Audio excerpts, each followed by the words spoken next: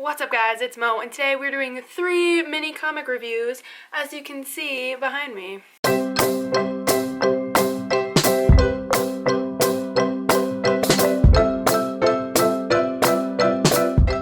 Today we are reviewing oh, that's not it. I was gonna go into it like super confident, like yeah, I can point to them. I couldn't point to them. Today I'm going to be giving you my reviews of Young Avengers Volume 1, Loki Agent of Asgard Volume 1, and Captain Marvel Volume 1. So just to hop right into it, first we are going to start with Young Avengers Volume 1, Style is Greater Than Substance. The writer for this lovely comic is Kieran Gillen, and the artist is Jamie McKelvey with Mike Norton. The plot of Young Avengers is basically the uniting of a bunch of teens to fight supervillains and be the cooler, younger, and hipper version of the Avengers. Our team of Young Avengers consists of Billy Kaplan, who is the hero Wiccan, Teddy Atman, who is Hulkling, Kate Bishop, who is Hawkeye, Navarre, who is Marvel Boy, Kid Loki, and America Chavez, who is Miss America. I really like this set of heroes for this Young Avengers team. I feel like they really mesh well together, I guess, and will create like interesting dynamics between all the characters and just, you know, really enjoyable, funny times and interactions. For this comic, the setting is kind of all over the place. They go to different like dimensions, I'm pretty sure, space, they're on Earth sometimes. It's pretty all over the place, as you would expect a superhero comic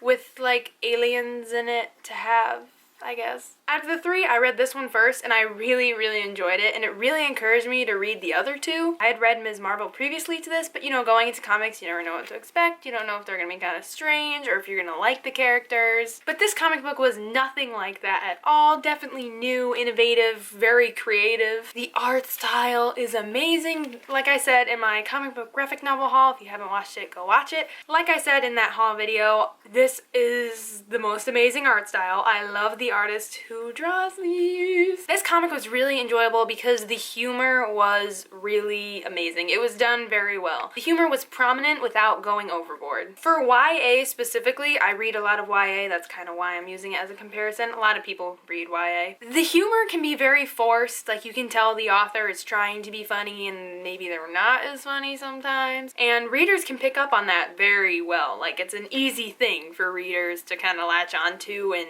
judge, I suppose. This, I feel like, hits the amount of humor right on the head. There's not too much of it, there's not too little of it. It's enjoyable without being like, okay, I get it, you're trying to make me laugh. This book keeps you guessing. Is it gonna be a funny moment? Is it gonna be an intense moment? Sometimes it's both funny and intense, and that's a really good dynamic to have in this comic, and it really works for it. All of the characters felt very unique. They all had separate personalities. There was no meshing of personalities or anything like that. In books, when there's groups of people, a lot of the times their personalities can mesh together, they can start seeming like the same people almost, they seem too similar. When you have this many characters who all kind of have similar backgrounds, a lot of them have dead parents, even in just this first little volume, I feel very distinct characteristics for each character.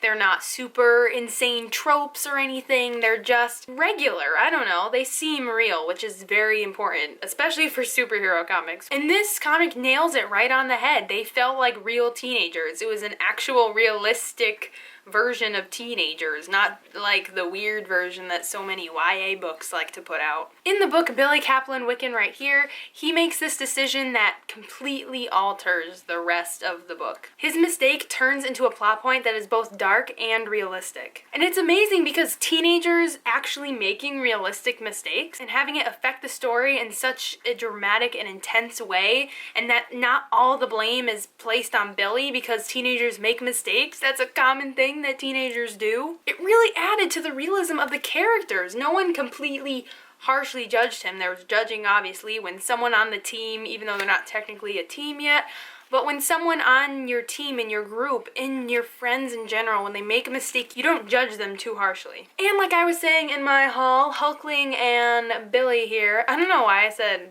his superhero name and then the other guy's real name. Wiccan and Hulkling are boyfriends. They are together. They're a couple. So if you wanted some gay superheroes, here they are. They're very lovely. That's pretty much all I have to say about this one. I really enjoyed it, and I would definitely recommend that you read it. I gave it 4 out of 5 stars on Goodreads, So I really like this book. And the next comic book we are going to talk about is Loki, Agent of Asgard, Volume 1, Trust Me, by Al Ewing, and the artist is Lee Garbett. And I did talk about it in my wrap-up video. I talked about Young Avengers in my wrap-up video as well. The basic plot of this is that Loki has been reincarnated, sort of, and he's kind of on a good guy streak, sort of. He is Loki, after all. Loki is on a mission to do tasks given to him by the All-Mother, and he is going to try and clear his name. There are lots of younger Loki shenanigans and some really interesting mythology thrown in, of course. This comic takes place on Earth. I'm pretty sure that they're on Asgard for some of it. Loki actually encounters the Avengers in this, which I was not expecting. He sees Thor, Iron Man, Black Widow, Hawkeye, Captain America. Hulk is featured in the comic, and of course the All-Mother, who is who he is working for, pretty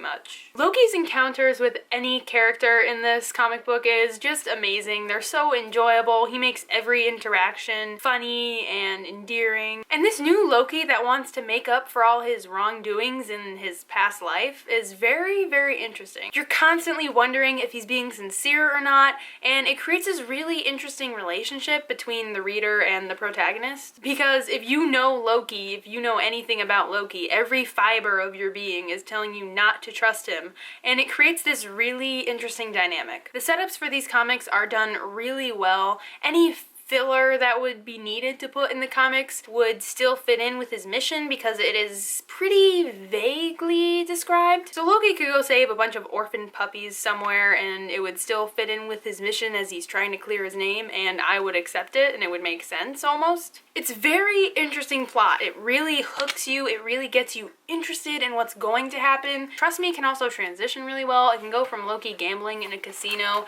to showing intense scenes like this in a matter of seconds, and it still flows really well, and it's got a very nice read to it. I don't really know how to describe it, but it's enjoyable to read from start to finish. I gave this 4 out of 5 stars on Goodreads, and I really, really enjoyed it, and I would definitely 100% recommend that you go pick it up right now, especially if you love Tom Hiddleston's Loki. And the next and final comic we're going to be talking about is Captain Marvel, Volume 1, Higher, Further, Faster, More. The writer is Kelly Sue DeConnick, and the artist is David Lopez. The art style for this one, again, is really wonderful. The art style for Loki, Agent of Asgard, is really good too. This one, I just really like it. I don't really know why I like this one better than that one, but I feel like I just do. Captain Marvel is making a major decision to move to outer space and start a new life and a new way to protect the world. This takes place a little bit on Earth in the beginning, but the main focus obviously is on outer space. There's a lot of space travel and new planets and aliens and all that cool stuff. For the featured characters, there were actually a few more like cameos than I thought there was gonna be. So there's Captain Marvel, and then there's Iron Patriot, and there's Iron Man, and there's the Guardians of the Galaxy, which I was not expecting. Captain Marvel's character can kind of come off as just boring trope of tough female superhero who likes to punch things when she gets annoyed. But that's really only in the beginning of the comic, because she actually transforms into this really relatable character when she's really confused about making this major life decision, when she interacts with children in a nice, normal way, and you know, when she brings her cat to outer space with her. For a pilot turned alien-powered superhero, she's a pretty dang relatable character. There are some politics involved, almost not real-world politics, like alien world politics involved in this, so if that's really not something you like to read,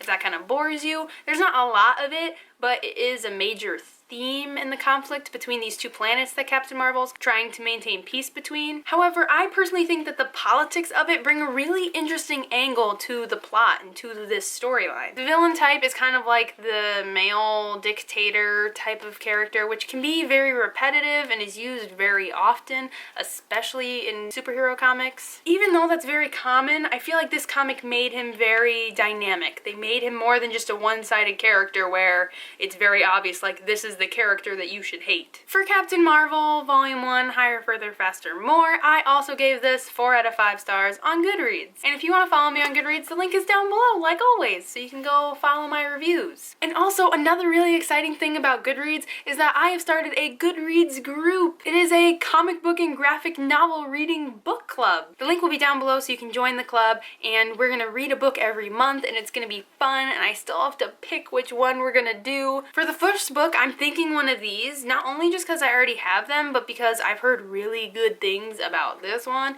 and this one looks fantastic, so I feel like it'd be good to start off on a good note. Plus, these ones are a little bigger than just smaller comics. If you are in the group, or if you're going to go join the group, or if you just want to say something. Say in the comments down below if you think we should do one of these and which one you think we should do for the first book, because I have no idea. So I really hope you enjoyed my 3 little mini comic book reviews. Give this video a big like if you enjoyed it. Don't forget to like, comment, subscribe, all the stuff the YouTubers say. Thank you so much for watching. I really hope you enjoyed it, and I will see you next time with another video. Bye!